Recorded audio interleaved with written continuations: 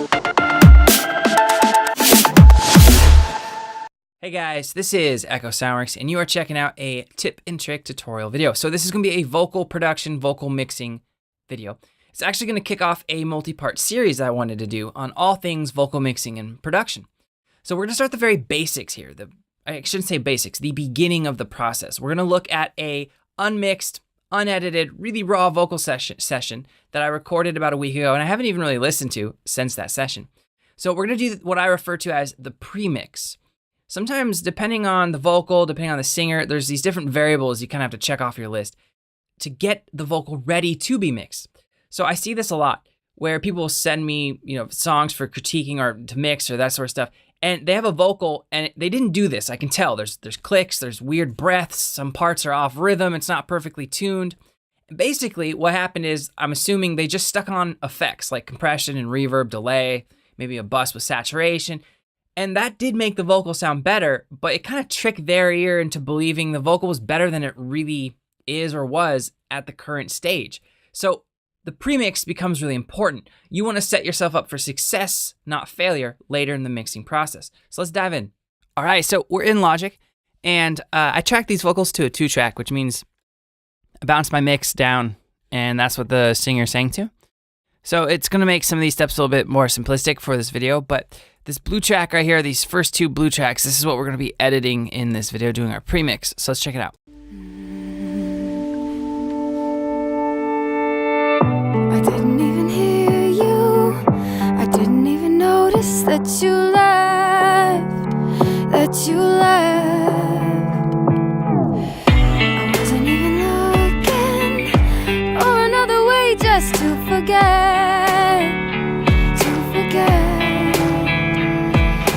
All right, so right off the bat, I heard a little click in, lead in, count in noise. So I'm going to delete that on the harmony. Now, let's mute the harmony and focus on the lead real quick. First thing you're going to do is you're just going to go ahead and clean it up. Pops, clicks, breaths, timing, right? So let's look at some of this right now. I didn't need. So there's a little click right there. I did. Right at the beginning. So I'm going to hit escape, hit A, and I'm going to apply a fade in. I didn't even hear you. I didn't even know. All right, so breaths. There's a few different things you can do to take out breaths, tame breaths. Some engineers, some producers leave them in, some remove all of them. I kind of fall in the middle. Sometimes I'll leave them in if it fits or if it works or if it helps move, the emotion of that line or that phrase. But this one, let's just take that one out. So what I like to do is I like to trim right before the breath, right? So don't trim hard on these words. At the end of these words, sometimes you'll remove some things that needs to be there, and hopefully we'll find an example of that. But then what you do is you just fade out, and then you can fade in again just to make sure there are no pops. So let's mute that. We'll solo this again and listen. I didn't even notice that. Let's listen to the music. I didn't even hear you. I didn't even notice that you left. All right, so it might sound a little bit awkward right now, but you gotta kind of trust this process because when we get reverb and delay on, any gap that you have in the vocal is going to obviously reverberate out or delay out. And the reason why a lot of engineers will cut these or crossfade them or mute them or fade in and fade out is because now I could take a delay or a reverb and I could automate it in this hole, right? I didn't even hear you. And this U and the reverb, if I automate it from right here to here, right, it's just going to get that U and nothing else. No dead space. It's not going to reverb or reverberate or have a delayed signal over that breath, right? So that's kind of what's going on here. Let's keep going. I didn't even notice that you left. All right, so this breath I may not want to take out completely. Now here's an example of why you don't want to cut right when you think like the word ends, right there. Because this little section, that little bump right there, I don't know if you can see that that little where my mouse tip is, that's probably the end of a word. Yeah, that's her left, right? So that's why I said be careful with where you cut. I don't like to cut right here because then it would cut off the end of that word. You may not hear the T, even if it's subtle. So I'm going to fade out and then fade in here. Now this is a breath, this region right here. So what I might do is actually leave it in because it kind of is on beat with the song and it might sound cool. No. notice that you left, that you left. Yeah, I don't mind that breath, so I'm gonna leave that one in for now. All right, so there's a little mouth noise. So again, there's her T. So, and you'll notice once you start working with a singer, you'll notice that some of them do this with their words, some of them don't. Some of them will hit the T a little bit sooner, or the ending, the end consonant. And so this vocalist tends to do this, so I'm aware of it, which doesn't matter. But there's that last pop. It's out with that fade. I wasn't. All right, so that's a really big breath because she's getting a new breath for a line. So I'm just gonna scrub and kind of delete a whole chunk of it. I wasn't even left. Let's try that. That you left.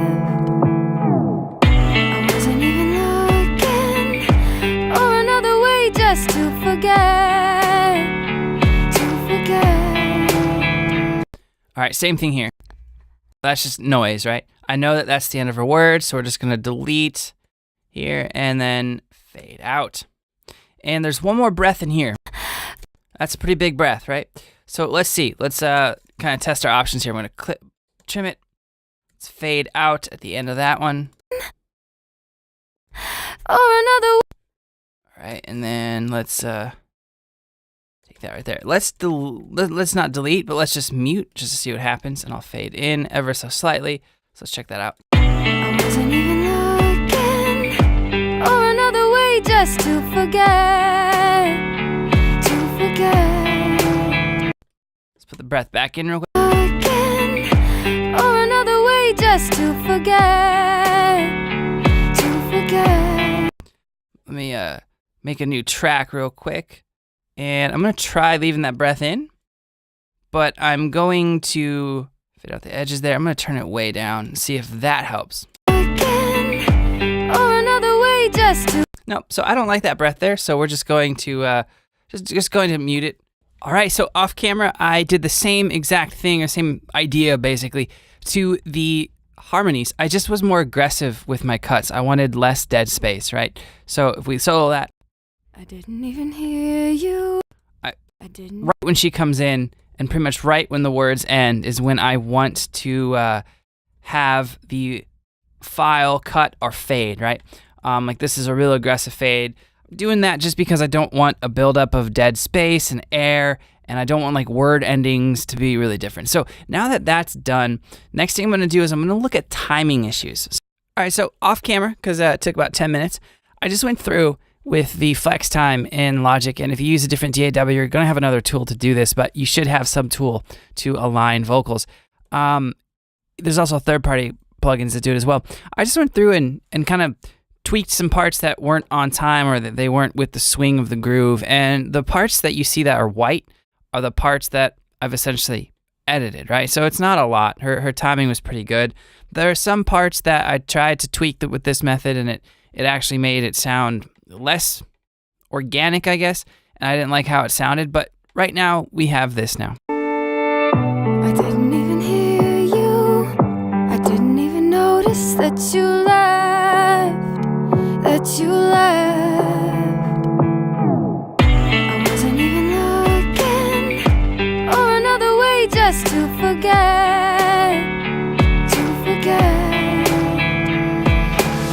All right, so, and I just did it to the lead. I haven't done that to the harmonies yet.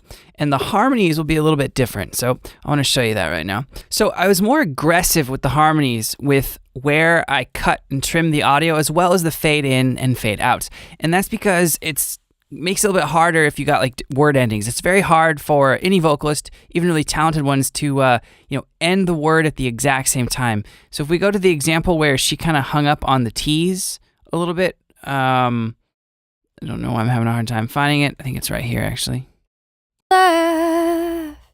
So the T, the end to the left, is somewhere out here, right?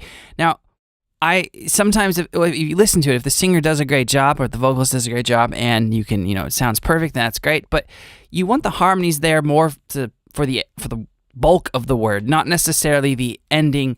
And I don't want dead space building up there. And I know I'm going to most likely do delay, automated delay on the harmonies at certain points. And so I want tighter cuts. So you'll notice that the fades are a little bit more aggressive on the corresponding lines, right? That you left. Right? And if we go to another one of these, right? This fade doesn't go that far out. This is trimmed much tighter towards the vocal. Or another way just to forget. Right? Sounds nice and clean. So the next thing we're going to do is we're going to correct the timing, right? And I'm going to just use the flex time in Logic. Each DAW has their own way of handling this. There's also third-party options available as well. All right, so I went through and I corrected any timing issues with the lead line, and then I went through and matched the harmony to that. So that's kind of the process that you're going to want to adopt. Make sure that your lead line is perfect, or as perfect as you can get it, or just make sure that you're happy with it, and then correct the harmony, the double, whatever it may be, to that line. So anything in white, for those of you guys who aren't Logic users, that means that the area around that note or the note itself was changed. So you'll see that in all of these tracks here, all these chunks of audio, not tracks, that there wasn't a lot of changes, right? There's probably about 5 or 6, and they're all slight. So if you find yourself having to edit and tweak every word, might be a little bit better to get the singer to sing it again and just work on the phrasing, work on, the actual BPM, the tempo, have them practice it a little. Now, the process for the harmonies, I want to talk about that a little bit because it's a little bit different than the lead line. The lead line, you're just making sure it's on beat. That's not that hard. You have tick marks, you have a click, you have a drum groove, right? This, though, needs to match. The harmony needs to match, or the double needs to be perfectly matching the lead phrase, right? So here's a good example. If I solo this right at the start of this, I think it's the word you. There's two tracks here. One's a harmony, so it should sound like I'm playing 2 notes on a keyboard. You. Let me solo this. You. Right? So that's a good way to test it. If you're having a hard time hearing it, take your DAW, solo the region or solo the part right at the beginning of the word. Right? So this is even, so we should hear.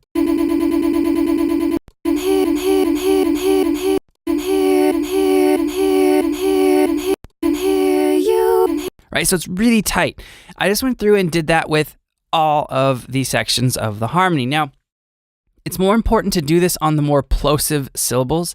Like the ear will really be able to hear it if it's like a k, a p, a t, that type of stuff. I'll try to find one of those.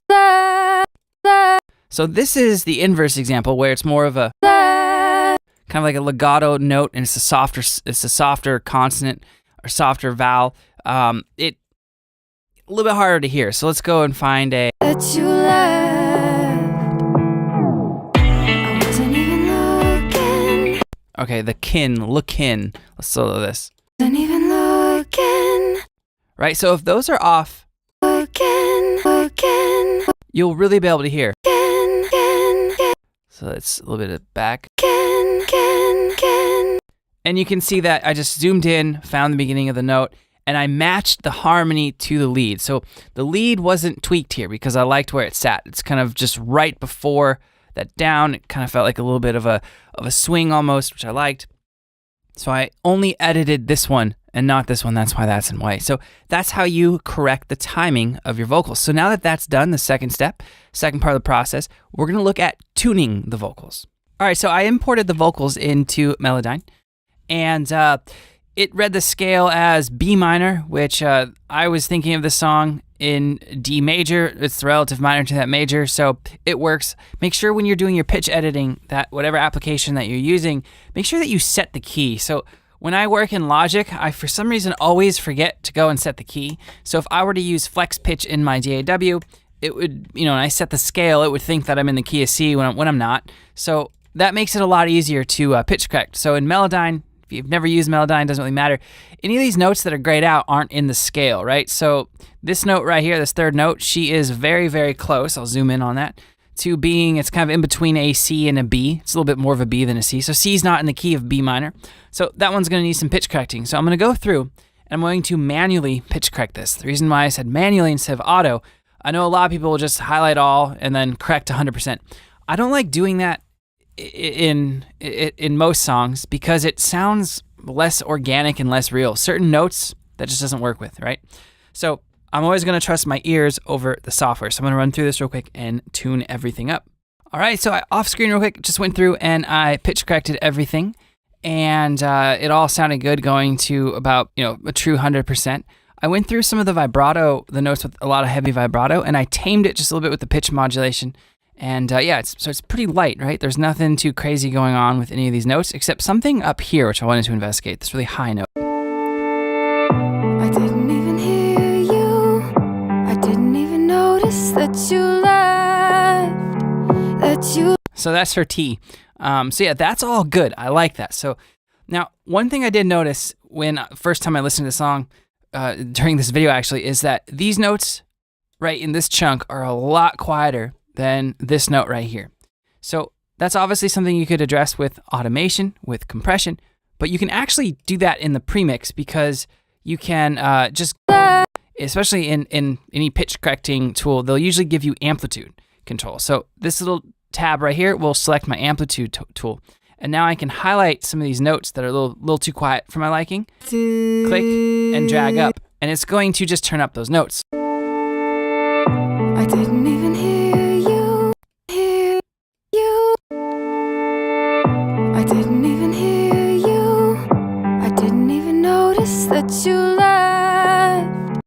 All right, so obviously it shouldn't all be the same, right? You want some dynamic range here to emphasize certain words, certain ideas, but let's just tune these out a little bit so they're not overbearing. I didn't even hear you. I didn't even notice that you left. Let's do the same thing with this guy right here. Now this isn't compression. I'm literally turning down the volume of individual notes.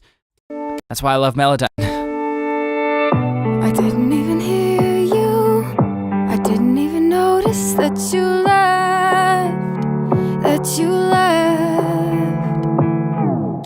All right, so that's good. Now what I'm going to do is I'm going to print those, right? I'm going to highlight these, solo it, and I'm going to bounce in place for this first half. And we're going to just make a new track. We're going to call this Kate verse Vox Mellow. We'll call it Premix, actually. Premix. I don't know why I can't type today. Good Lord. All right, let me get that bip off. I don't know why you do that, Logic. No one wants bip at the end of the tracks. So I actually, off screen real quick, I bounced that section out, and I also tuned the second half of the first verse. So let's listen to it. This is our premixed vocal. I didn't even hear you. I didn't even notice that you left.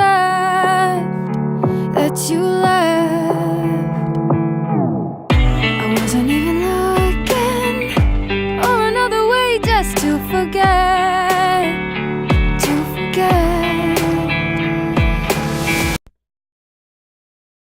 All right, so it sounds really good, really clean, really clear. Huge difference from what we were listening to at the beginning.